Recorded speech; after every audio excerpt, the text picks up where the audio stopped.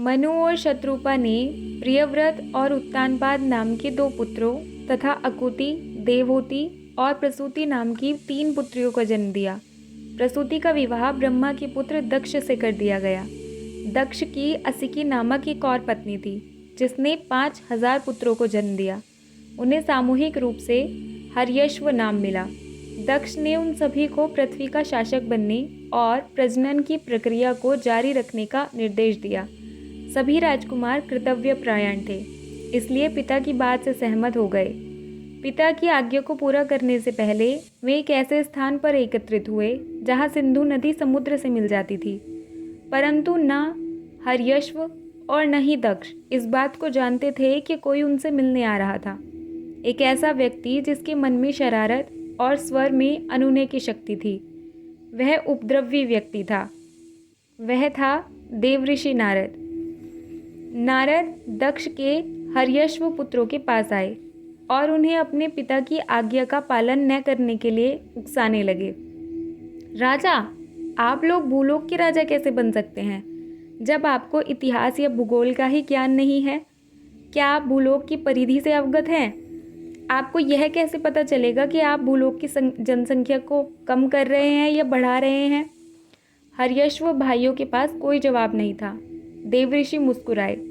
पहले आप पृथ्वी के बारे में सब प्रकार के विवरण प्राप्त कीजिए और फिर शासन के अधिकार का दावा प्रस्तुत कीजिए। यह भी हो सकता है कि आपको इतना पारलौकिक ज्ञान मिल जाए कि आप एक अलग मार्ग पर चलने की इच्छा करने लगे, किसी अन्य श्रेष्ठ मार्ग पर। नारद के शब्दों ने हर्यश्व को सामूहिक रूप से सम्मोहित कर दिया था।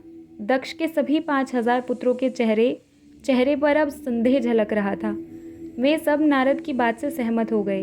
वे भूलोक के विषय में पता लगाने के लिए तितर-बितर हो गए। उन्हें फिर किसी ने नहीं देखा। जिस तरह सिंधु नदी समुद्र में विलीन हो गई, उसी तरह दक्ष के पुत्र भी कभी लौट कर नहीं आए। दक्ष और असिकी जब हर्यश्व पुत्रों का पता नहीं लगा सके तो उन्होंने फिर से 1000 पुत्रों को जन्म दिया, जिनका सामूहिक रूप से नाम शबलाश्व था। परंतु नारद को अभी भी संतोष नहीं हुआ था। उन्होंने इन सबलाश्व राजकुमारों को भी पहले की तरह ही हतोत्साहित कर दिया। दक्ष के पुत्रों का यह समूह भी गायब हो गया और फिर कभी वापस नहीं आया। तुम ऐसा कैसे कर सकते हो? दक्ष ने क्रोध से भरकर नारद से कहा। नारद, अगर सब सन्यासी बन जाएंगे तो गृहस्थ कौन बनेगा? देवऋषि ने अपना बचाव करते हुए कहा। मैंने तो केवल उन्हें परम सत्य का मार्ग दिखाया था। उस पर चलने का विकल्प उन्होंने स्वयं चुना था। अपनी पीड़ा और रोष को नियंत्रित करने में असमर्थ दक्ष ने अत्यंत भयानक शब्द कहे। हमारे पिता ब्रह्मा ने तुम्हें शाप देकर ठीक ही किया था और अब मैं भी वही करूँगा। नारद, तुमने मेरे पुत्रों को तितर-बितर कर दिया है और उन्हें भटकने के लिए उकसाया। अब से तुम्हारा जीवन भी ऐसा ही होगा। तुम सदा तीनों लोकों में भटकते रहोगे और तुम्हें कहीं आश्रय नहीं मिलेगा। तुम्हारा कोई स्थायी घर नहीं होगा। तुम अनंत काल तक ब्रह्मांड में भटकोगे ताकि सभी को सभ्यता के मूल्यों का एहसास हो।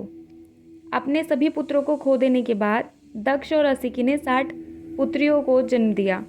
उनमें से 27 का नक्षत्र रूप था और उन्होंने चंद्रदेव से विवाह किया। 10 कन्याओं का विवाह धर्मदेव से और 13 का मरीचि के पुत्र कश्यप से विवाह हुआ। ये 13 युग में आगे चलकर सृजन के प्राथमिक स्रोत बने।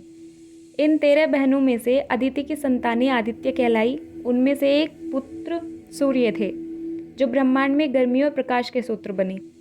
दूसरा इंद्र था जो देवताओं का शासक देवराज कहलाया। दिति की संतानें दैत्य कहलाई। इनमें से सबसे बड़े 2 भाई हिरण्याक्ष और हिरण्यकशिपु थे। दनु ने दानव और अरिष्ठा से गंधर्व उत्पन्न हुए।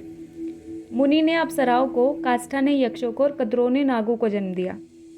चूंकि दक्ष इन 13 कन्याओं के पिता थे, इसलिए उन्हें पति यानी प्रजा और समस्त प्राणियों का स्वामी कहा गया, जिनकी उत्पत्ति दक्ष की पुत्रियों से हुई थी। इसीलिए दक्ष को प्रजापति कहकर भी संबोधित किया जाने लगा। दक्ष की दूसरी पत्नी प्रसूति ब्रह्मांड की देवी आदिशक्ति की प्रबल भक्त थी। इन्हीं आदिशक्ति के अर्धनारीश्वर वाले स्त्री रूप ने ब्रह्मा को प्रजनन के बारे में बताया था। प्रसूति ने अपने पति को इस बात के लिए राजी कर लिया कि वे देवी को पुत्री रूप में पाने के लिए उपासना करें। उन्होंने वर्षों तक तपस्या की और अंत में आदिशक्ति ने हामी भर दी। हालांकि मैं तुम्हें चेतावनी दे रही हूँ, देवी ने कहा।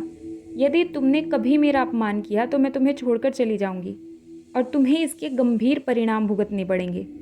कुछ समय बाद प्रसूति ने 24 कन्याओं को जन्म दिया और उनमें से सबसे छोटी पुत्री सबसे तेजवान थी। वही आदिशक्ति की अवतार रूप थी। दक्ष ने उसका नाम सती रखा और सती ने जो पहला शब्द कहा वह था शिव।